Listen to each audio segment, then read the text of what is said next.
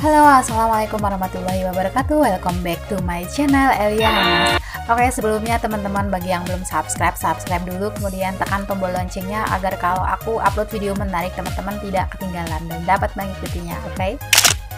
Dan di video kali ini aku akan berbagi pengalaman tentang penyebab kegagalan seleksi administrasi CPNS tahun 2021. Jadi video ini diharapkan dapat membantu teman-teman atau dapat sebagai acuan bagi teman-teman yang ingin mendaftarkan CPNS tahun berikutnya, karena untuk yang tahun 2021 ini untuk seleksi administrasinya sudah lewat.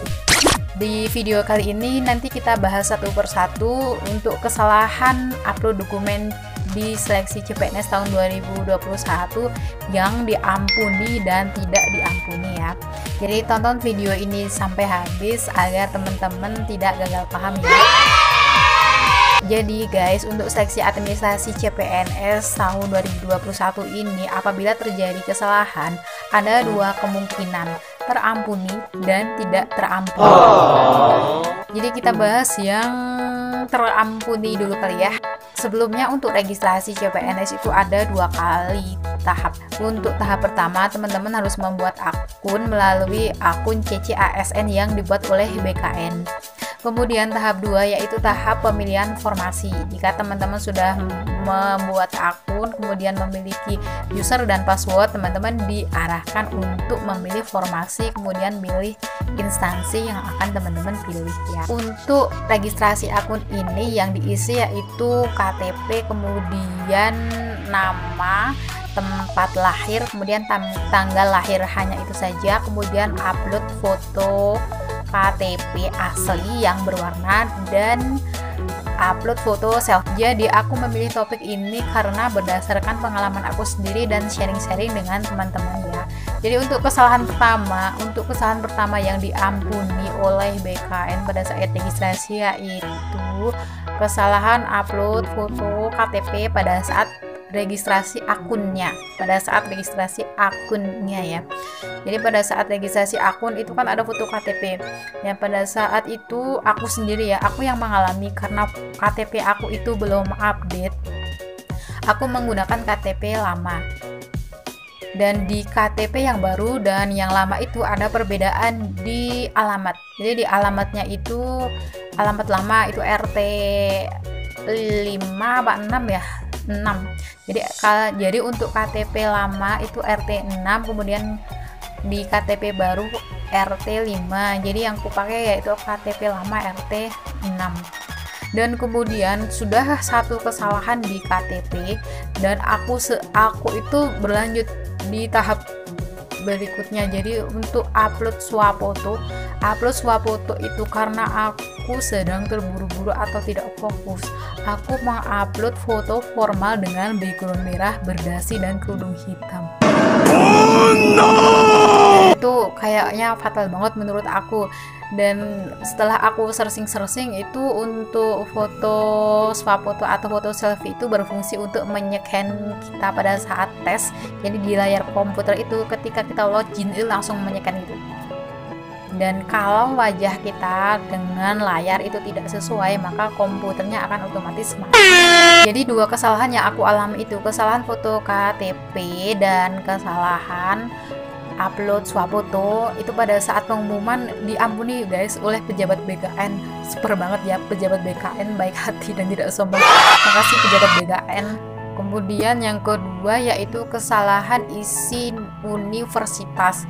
Jadi untuk universitas itu ada yang mengisi nama sendiri. Jadi sekolah di mana begitu nama universitas _2 diisi nama XXX begitu ya. Tapi itu diampuni juga. Kemudian di tahun 2020 itu ada satu instansi yang aku baca tapi tidak aku capture ya karena udah tahun 2020. Jadi ada satu instansi yang itu memberikan not. Jadi kalau ada kesalahan keliru upload, misalnya transkrip diisi ijazah diisi transkrip, jadi terjadi switch gitu ya. Nah itu juga diampuni dan itu tidak apa-apa. tapi tergantung dari instansi masing-masing ya, karena itu instansinya mencantumkan not seperti itu ya guys. Jadi itu untuk kesalahan-kesalahan yang diampuni. Kemudian kita bahas untuk kesalahan-kesalahan yang tidak diampuni pada saat registrasi administratif.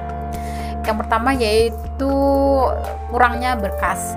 Jadi kurangnya berkas itu sangat mempengaruhi karena pejabat BKN memverifikasi berkas itu sangat detail ya, dicocokkan data yang diisi dengan data yang diupload, begitu dicocokkan. Jadi kalau data yang diupload itu tidak ada, itu akan mengurangi nilai, mengurangi apa ya istilahnya, verifikasinya unchecklist begitu. Kemudian yang kedua karena materai. Jadi untuk registrasi di instansi manapun itu ada surat pernyataan dan ada surat lamaran, dan keduanya itu harus bermaterai. Kesalahan di sini yang dimaksud yaitu memakai satu materai. Jadi satu materai ditempel di surat lamaran, kemudian ditandatangan, terus dikletek gitu, ditempelkan di surat yang lain, ditandatangan lagi, ditimpuk. Nah itu nggak boleh karena nomor seri materai itu akan ketahuan. Jadi kalau sama itu dicoret. Itu berdasarkan pengalaman teman aku ya. Untuk kesalahan selanjutnya itu adalah berkas yang diupload buram. Jadi sebelum upload aku sarankan teman-teman cek dulu, walaupun blur, tapi kalau tulisannya masih ketahuan atau kelihatan itu nggak apa-apa, tapi kalau blur udah blur parah itu jangan ya.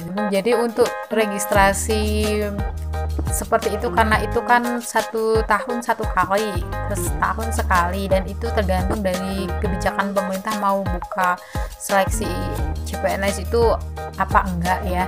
Jadi untuk registrasi itu aku sarankan teman-teman kalau registrasi akun fokus dengan tujuan teman-teman, fokus dengan data teman-teman, karena kalau enggak itu buyar. Kemudian jika teman-teman itu sudah memilih instansi, teman-teman download itu semuanya, jadi surat edaran, kemudian formasi dan kelengkapan yang lainnya dibaca dari atas sampai ujung, karena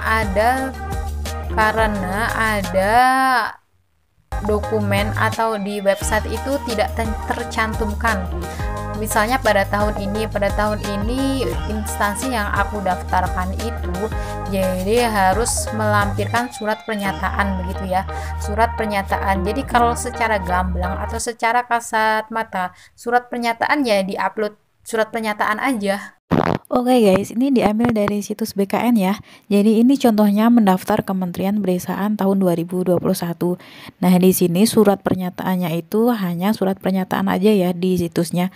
Tetapi kalau teman-teman itu lihat surat edarannya, di edaran instansinya itu ada yang lainnya guys. Jadi surat pernyataan dilampiri atau digabung dengan akreditasi prodi dan universitas. Dan jika teman-teman itu tidak lolos administrasi, maka teman-teman akan diberikan kesempatan untuk menyanggah. Di sanggah itu teman-teman tidak diperkenankan untuk upload dokumen kembali, melainkan dengan kata-kata aja. Misalnya begini, tidak lolos transkrip, tidak lengkap, atau buram. Kemudian kan di kolom sebelahnya ada lihat. Nah di kolom sebelahnya itu ada kolom untuk komen. Jadi untuk komen itu teman-teman harus klarifikasi kenapa terjadi kesalahan, dan itu tidak diperkenalkan untuk upload dokumen. Jadi teman-teman bisa menjelaskan apa coba kalau misalnya kekeliruan transkrip, tidak bisa dijelaskan dengan kata-kata karena kata-kata di situ dibatasi berapa karakter. Tidak mungkin juga akan menulis satu persatu nama NIM kemudian nama prodi, semuanya akan ditulis satu persatu, itu nggak mungkin banget ya guys. Jadi hati-hati dalam mengupload, dan aku sarankan untuk upload sangat concern dan menggunakan koneksi yang baik. Oke, sekian dulu video kali ini, dan aku harap video ini dapat membantu untuk teman-teman yang akan registrasi CASN untuk tahun selanjutnya, dan ini sebagai acuan aja ya.